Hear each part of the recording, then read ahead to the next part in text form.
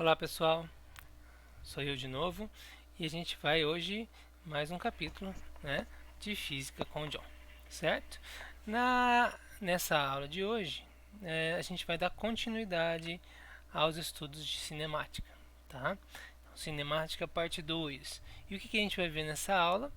Na primeira aula a gente viu os conceitos básicos, certo? É importante, se você esqueceu de alguma coisa, dar uma olhada na aula anterior. E na aula de hoje nós vamos estudar os movimentos, tá?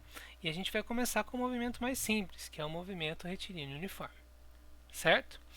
Vamos lá então. Ele é um movimento mais simples por quê? Porque ele é um movimento em linha reta, tá? E ele recebe esse nome de uniforme porque é um movimento cuja velocidade do corpo é uma velocidade constante, tá? Uma velocidade não muda. E se a gente for lembrar lá do que a gente já viu, se não tem variação de velocidade, então não tem aceleração. Desculpa. Então é um movimento que só tem velocidade constante e não tem aceleração, certo? Ótimo. Então vamos pegar aí. Eu sei que esse tipo de movimento é um movimento complicado de se ter aqui, né, no nosso cotidiano, tá? Porque para que eu tenha esse tipo de movimento, do ponto de vista da dinâmica, eu teria que ter um movimento livre de forças, tá? Ou um movimento com forças em equilíbrio, né? Porque se a gente pegar uma viagem, por exemplo, a todo momento, do Rio de Janeiro a São Paulo até o Rio de Janeiro, tá? Em todo momento aqui, eu vou ter uma variação de velocidade. Uma hora o carro vai estar mais rápido, outra hora vai estar o carro mais rápido, eu vou ter várias curvas, tá? Então eu vou ter uma mudança de velocidade. Mas a gente nada nos impede de pegar um trechinho aqui, ó. Que tal pegar um trecho aqui em Pindamonhangaba, por exemplo, que é um trecho linear, e a gente pode considerar que ali, se não tiver trânsito, né, tiver um dia normal, a gente pode ter uma velocidade constante, sei lá, de 100 km por hora durante esse percurso. Então a gente só vai estudar esse percurso, tá? Por que eu falo que é difícil ter esse tipo de movimento, tá, gente? Porque se eu tiver uma mudança no solo, na pista, já vai mudar a minha velocidade, tá? Então esse movimento só aconteceria se a gente estivesse no espaço, longe de qualquer corpo, tá? Lança uma pedra no espaço, longe de qualquer planeta, longe de qualquer estrela, tá? Afastado de tudo, aí ela seguiria em linha reta, tá bom? Não, mas vamos entrar em detalhes nisso depois. O que importa pra gente é que é um movimento que não muda a velocidade. Ótimo? Perfeito. Então vamos lá. Se ele é um movimento que não muda a velocidade, tem velocidade constante, o que a gente pode escrever? Eu posso falar que a minha velocidade média é igual à minha própria velocidade em qualquer ponto que eu estude no movimento, certo? Porque se minha velocidade é sempre, sei lá, 100 km por hora, a velocidade média é 100 km por hora, tá? Uma coisa que eu sempre falo para meus alunos: se na sala todo mundo tiver 15 anos, qual é a média de idade dos alunos? É 15 anos.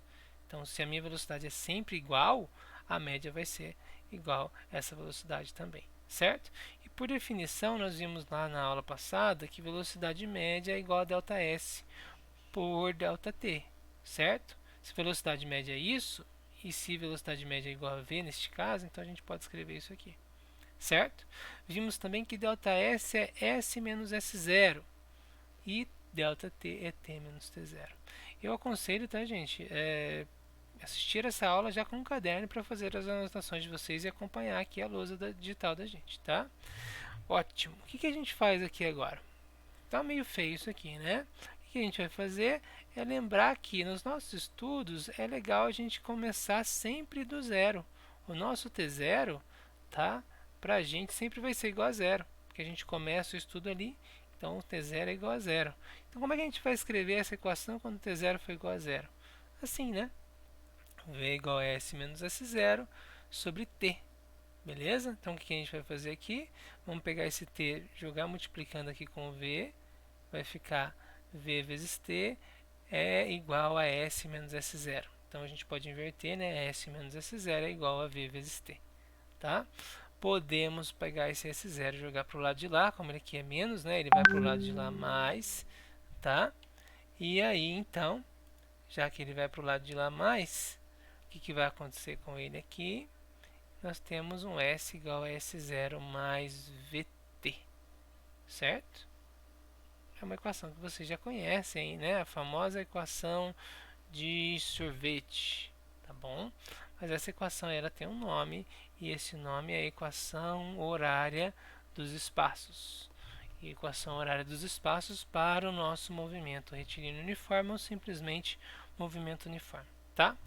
Uma coisa que eu gosto que meus alunos prestem atenção é no jeitão dessa fórmula, né? Olha o jeitão dessa equação aqui, tá? Olha o jeitão dessa equação, que bonito. Se a gente pensar lá na aula de matemática, tá? A gente vai ver que isso aqui parece com alguma coisa que a gente já estudou. Vocês lembram de uma tal equação y é igual a ax mais b? Ou y é igual a b mais ax? Que é a equação da reta. Lembra que vocês estudaram isso em matemática?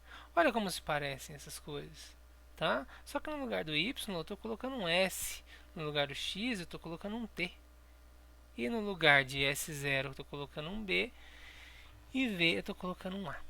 Olha que legal essas duas equações para a gente entender como é que funciona. Vocês estudaram em matemática e viram que x e y são nossas variáveis, certo? Eu só vou descobrir y se eu souber um x. Tá? Enquanto que para uma reta, esse a e esse b são valores constantes, lembra? O coeficiente linear, coeficiente angular da reta. Aqui é a mesma coisa, gente. O s e o t são variáveis da nossa equação. Eu só vou saber a posição de um corpo se eu souber a velocidade, tá? Enquanto S0, a posição inicial, pô, eu comecei numa posição, eu não vou mudar. Se eu mudar já é um outro problema. Então é algo constante. A posição inicial de um problema, onde eu comecei meu problema, não pode mudar, certo? E como a gente viu nesse tipo de movimento, a velocidade não muda. Então o v também é uma constante. Beleza? E olha que legal isso. A gente pode ter uma interpretação gráfica disso. Isso não é uma reta. Então, ó, em vez de y por x, eu vou ter S por t, tudo bem? E aí eu posso ter uma reta crescente ou uma reta decrescente. Lembra disso? Quando V é positivo, ó, crescente, quando V é negativo, decrescente. E aí vem uma coisa legal lá da aula passada. A velocidade de um corpo pode ser positiva ou negativa, tá? E se ela for positiva, neste caso, nós temos que esse movimento é chamado de movimento progressivo, tá? Quando a velocidade é positiva, porque é um movimento que está progredindo. Enquanto se a velocidade for retrógrada, negativa, é um movimento chamado de retrógrado, ou seja, é um movimento que está indo para trás, certo? Do que a gente adotou como positivo. Beleza? Ótimo, perfeito. Então, para a gente entender melhor todos esses conceitos que a gente trouxe para essa aula, eu trouxe um exercício aqui bacana que eu gosto de usar muito com os meus alunos, tá? Que é um exercício que fala sobre encontro e a interpretação das equações, tá? A equação do movimento, a equação do sorvete. Ótimo. Eu tenho dois móveis, tá? Eles percorrem uma estrada de mão dupla e suas equações são: primeiro, o automóvel A tem uma equação que é 200 mais 80t, enquanto o automóvel B tem uma equação horária de SB igual a 600 menos 120 vezes t, tá? Sendo que o tempo está sempre em horas e a posição está em quilômetros, beleza? Ótimo. O item A, ele pede para determinar quais são as posições iniciais desse automóvel, tá? E depois fazer um esboço desse problema para a gente. Vamos lá.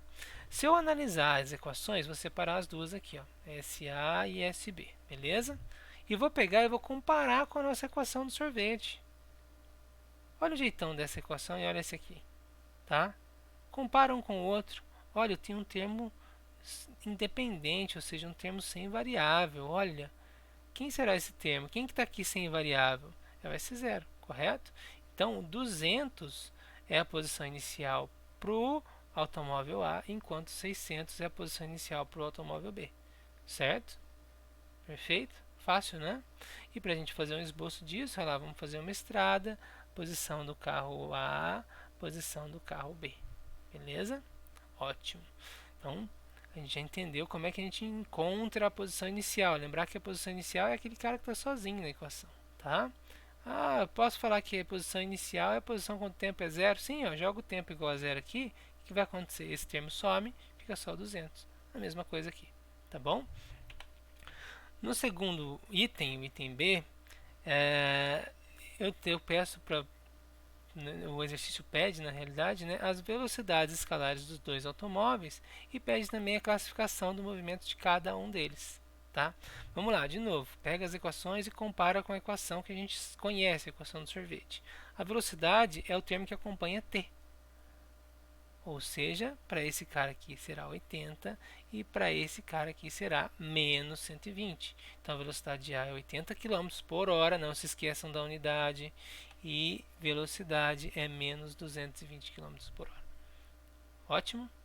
Perfeito. Para a gente classificar os movimentos, como esse cara é positivo, né, ele está indo para frente com relação ao nosso referencial. Então ele é progressivo, enquanto esse cara está indo para trás com relação ao nosso referencial. Então ele é negativo, certo? Movimento retrógrado. Perfeito até aí? Ótimo. Agora uma outra coisa importante que eu vou falar para vocês é do encontro. Eu quero saber quando que esses carros vão se encontrar na estrada, tá? Legal disso aqui é que tem muitos exercícios falando de encontro, tá? E se você pensar no que é um encontro, é só lembrar o que é um encontro para vocês. Como é que eu marco um encontro com alguém? Ah, vamos no shopping? Vamos. Para eu marcar um encontro no shopping, eu tenho que falar qual shopping é. Ah, vamos no cinema? Vamos. Eu tenho que falar qual cinema eu vou e eu tenho que falar qual sessão eu vou, não é? Então são as duas informações que eu tenho que ter. Para ter um encontro tem que ser posições iguais e tempos iguais, tá? Então a gente vai pegar aqui e simplesmente vai colocar a posição de A tem que ser igual à de posição de B para a gente descobrir onde eles se encontram. Quem é SA? Vamos substituir aqui, pô. SA é 200 mais 80t. Quem é SB? 600 menos 120t. Beleza? Então o que a gente faz? Matemática, né? Esse cara passa para cá, menos 120 passa para cá, vai ficar mais 120. Né? Então mais 120 com 80 vai dar 200, enquanto aqui vai passar para lá negativo, vai ficar 600 menos 200, 400. Passo 200 dividindo, eu vou ter uma resposta que esses caras vão se encontrar num tempo igual a 2 horas. Tá bom? Ótimo. Agora eu quero, para finalizar o exercício, qual a posição de encontro desses dois, né, gente? Se eu sei que o tempo de encontro é igual a 2 horas, basta eu colocar 2 horas aqui no T, gente. E eu descubro onde que eles se encontraram. Ah, professor, eu vou colocar aqui, eu vou colocar no de A ou no de B. Tanto faz, gente. Se a posição dos dois no encontro é a mesma, eu posso escolher essa ou essa. Vou fazer para vocês com os dois, ó. Aqui substituo por 2, vai ficar 80 vezes 2, né? 160 mais 200, 360. E aqui a mesma coisa, 120 vezes 2, 240, 600 menos 240, 360. Tem que dar a mesma coisa. Se não der a mesma coisa, alguma coisa de errado você está fazendo, certo? Então, beleza, nós sabemos que os dois vão se encontrar no 360 km, beleza? Ah, quem percorreu mais, quem andou mais, tá? Quem andou mais é o cara que estava mais rápido, né? Esse cara andou de 600 a 360, né? 240 quilômetros, enquanto esse aqui andou de 200 a 360, 160 quilômetros. Beleza, gente? É isso aí, então. Tá? Obrigado pela atenção de vocês e a gente volta na parte 3 na próxima aula.